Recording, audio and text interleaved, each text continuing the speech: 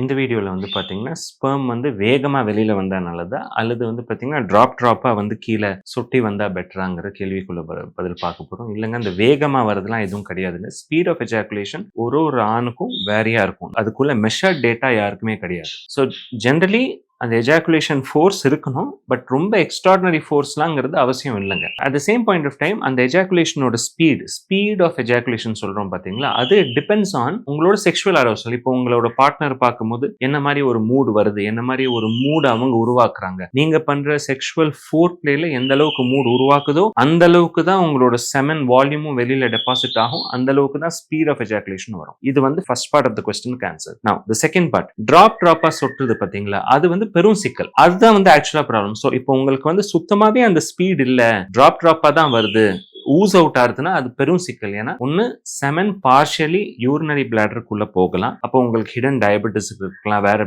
Tablets இல்ல medications you may be taking, வேற clinical conditions, உங்க டெஸ்டோஸ்டரோன் ஆண்மையோட ஹார்மோன்கள் குறையா இருக்கலாம். ஸோ அதுக்கு நீங்க எவாலுவேட் பண்ணணும். ஃபோர்த் வந்து நிறைய ஆண்களுக்கு பெனிஸ் மேல ஒரு மேல் தோல் இருக்கும்.